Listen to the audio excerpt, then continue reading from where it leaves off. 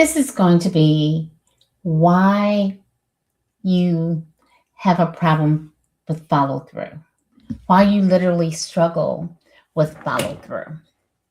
The thing about this one is that, yes, it's related to money, right? However, the tools that we're going to be talking about can help not just with the money, but it goes beyond money, right? So it's about the deeper element of why you struggle and some tips and tools, things that you can become more aware of to help you not struggle and build more alignment in your life, especially as it relates to your money.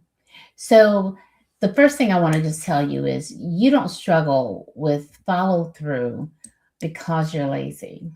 Not most of, you struggle with follow through because something changes when pressure shows up. Something just changes when pressure shows up. Life starts lifing, right? And that is the key. And at the beginning, it seems like it's really easy. You're clear, you're motivated, you're focused. You make the plan. You feel good about it. But then something shifts. Maybe it's stress and maybe it's uncertainty, but maybe it's something financial that catches you off guard. And then suddenly what felt like something simple seems heavy. What felt clear feels confusing, and now you're not as focused and you don't know what to do. So you tell yourself,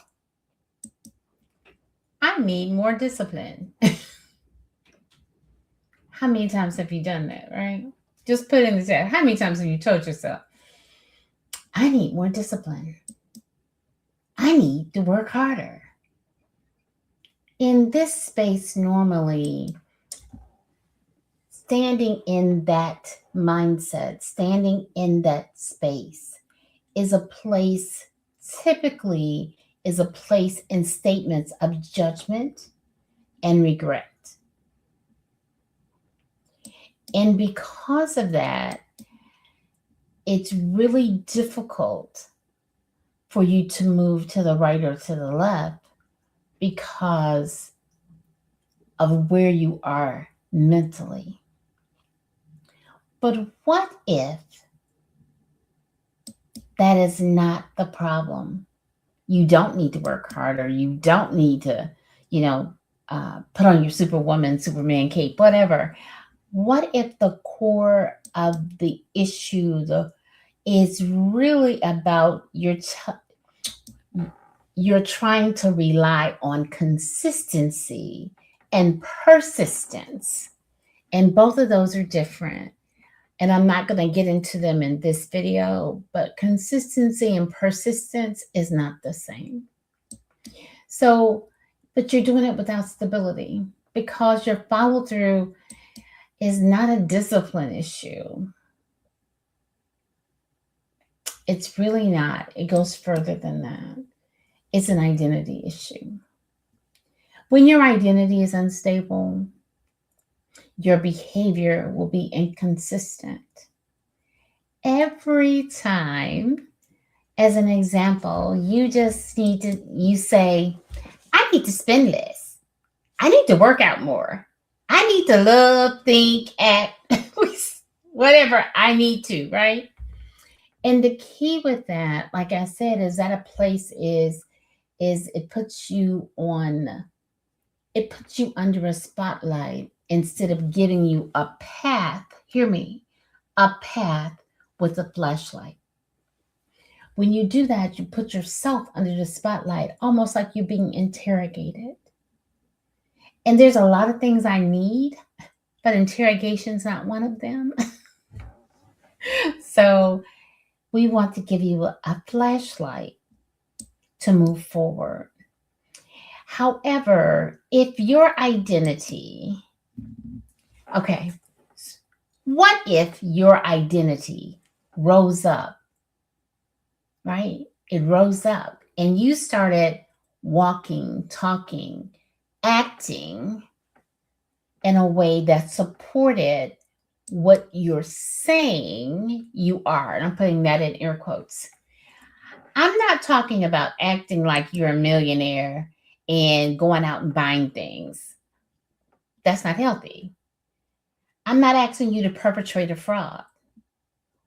What I'm saying is, what if you look at what does a person that is whatever you're saying you are and you are internally, what how about picking up the habits and do the things that a person at that size, at that stage, making that kind of money, what they would do? Are they sitting in their job and saying, you don't pay me for that, so I ain't gonna do it? Or are they a person that's sitting in the job that's saying, I'm going somewhere higher and I don't mind doing, I'm not telling you work more than 8 hours and nothing like that. I don't mind learning this other task because really you're causing me to be more marketable because this is not my home. This is not where I'm staying because I know that there's greater ahead. I'm because so many times we look at and we do things from an external perspective, and I'll be a little bit more specific. I remember a season they said, money cometh to me now, right? Or name it and claim it, or act like you're a millionaire, go out and buy and do and be, right? However, if you don't have the money to pay it off, you have the tag on your shoe, you have the name thing going across your chest or bags or whatever, but you don't have any money in it. Do you hear the problem with that? Do you see the issue with that? What about doing something as simple as this? Instead of, no judgment, this is a no judgment zone. I'm just giving you an option. What if you buy in Nikes, right? I'm just using Nikes as an example. Then you turn around and this year you tell your child, and it's not because their shoes are too tight, okay? You tell your child, hey, we're going to buy you a piece of Nike stock this year. It's less than $100. Based on this current season, it's less than $100. So you buy a piece of Nike stock. So guess what happens to them? They end up shifting from being a consumer to a producer because the Nike stock is expected to rise, typically, right? But then they're invited to the owners meeting or whatever. I am an investor in banks because I like banks. That's my space. So even today, I got an invitation to go to one of the bank's shareholders meeting. And I'm not saying this to impress you. I'm saying this to impress upon you how powerful it is for you to shift what you're doing, for you to stop playing and start putting your dollars, putting your mindset, putting your time and talent where it will actually produce the seeds that you're believing for, because your identity is saying you want to live in this neighborhood, or you want to do this, or whatever you desire to do. There's nothing wrong with that. However, when your identity is one thing and you're standing in a different place, there's the incoherence of the two. And so your brain is saying, and it's hitting like this. And I'm laughing, but I'm laughing because of this. It sounds simple, but it's not. It's real. So anytime you believe you know that you were created for better or for more, and you're somewhere else, when your identity has a fracture and there's this space between who you are now and who you were designed to be, bridging that gap, the more the gap is bridged together, the better it's going to be for you. Okay, so let's keep on going. That was a sidebar, especially for you. So What are you growing inside? What are you really growing? What are you using your time, your talent, your treasure for? Are you managing the dollars before you get the hundreds, the thousands, the millions? Are you managing what you have in your hand? Or are you looking at it and saying, it's so small, it doesn't need to be managed? The habits that you build, that's my identity. The habits that you build in this season are actually going to go with you wherever you go, whether that's good, bad, or indifferent. If you can't manage $1,000, trust me, you're going to have a problem with 100,000 or 10,000. You're going to have a problem. And that's critical. It's your mindset and how you show up. And that is so important, whether it be money, whether it be anything that you're desiring and believing for. Because under pressure, you don't want to do what's planned. See, under pressure, when we're under pressure, reality kind of shows up. And so even though we have a plan, unless it becomes part of our identity, we'll do, and I heard somebody say this the other day, and it would really hit me differently, is that so many people will look at their insurance policies, their life insurance policies, or whatever policy they have, and they'll give up on their policy and not pay it so they can do something else that's going to give them immediate gratification. Now, I understand that. However, is that how you want to show up everywhere in your life? And is that what you want to leave as your legacy to your family? I'm not saying it is or isn't. I'm just asking a question. It's a question that you have to answer. When pressure happens, we actually go to what's familiar. We go back because our brain will do that automatically. It goes back to what's familiar because it wants to keep you safe. So it goes back to what's familiar. It keeps you in the place where you were, not where you are, because you're rebuilding. And that matters. See, the deal is our brain doesn't go after the new habit. It goes after the habit that is deeper entrenched in your lifestyle, the deeper habit, until the new habit becomes part of your life in a seamless way. Because our brain is looking for avoidance, right? Our brain is looking to make an emotional decision, reacting instead of responding. Then that's what you return to. And that's why you keep on starting over and over. It's not because you need more discipline. It's because our brain is triggered to support what we already know under pressure. So when pressure shows up, our brain goes back to what it is comfortable with, what it feels safe at.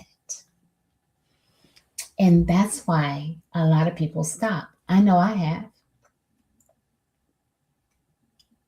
I know there's some things that I'm working on, and when I'm under pressure, or I have another option, or I don't have any, or feel like I don't have any options, I go for what's familiar. And that's why I know this is true, not just because I've studied neuroscience, but because I know what people do when they go back to what's familiar. And that's important. That's why we repeat the same cycle. See, this is identity first, and we don't force consistency.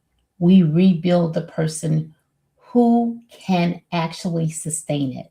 Because once that changes, follow through is no longer something you fight for. It's something you naturally do. It's something that you become comfortable with. It's something that literally rolls off and you say, I did that. I stopped. I'm gonna give y'all a quick one. Y'all can laugh at. Y'all can laugh with me or at me, whichever one. Um, I have an eating window, right? That I did.